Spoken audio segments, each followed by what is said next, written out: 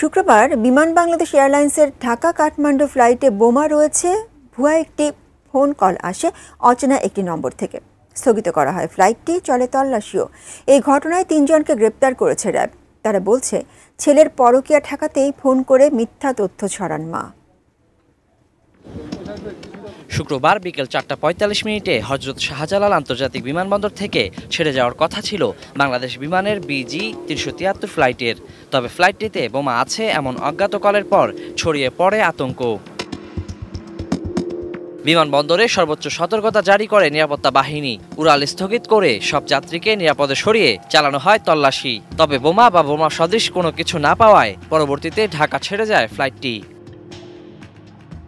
ভুয়া কলের এই ঘটনায় ৩ জনকে আটক করেছে র্যাব। এই ঘটনার পরপরই আমরা এটা অনুসন্ধানে নামি এবং সারা রাত অভিযান পরিচালনা করে এই ঘটনার সাথে সম্পৃক্ত ৩ জনকে আমরা গ্রেপ্তার করতে সক্ষম হই।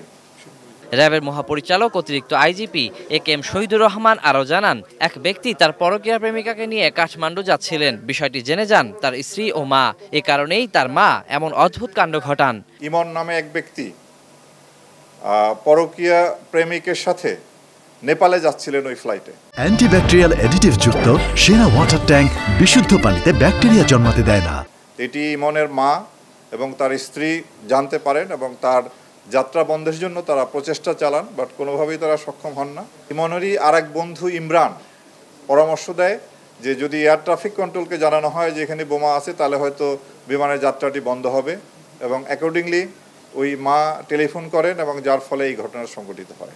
ভবিষ্যতে কেউ এই ধরনের কাজ করলে কঠিন ব্যবস্থা নেওয়া হবে বলেও জানান তিনি। এটি একটি গর্হিত কাজ, এটি আমাদের দেশের ভাবমূর্তি ক্ষুণ্ণ করে, আমাদের জাতীয় এয়ারলাইন্সের ভাবমূর্তি ক্ষুণ্ণ করে। তো কোনোভাবেই। Waliul Sakib, ATN news, Dhaka.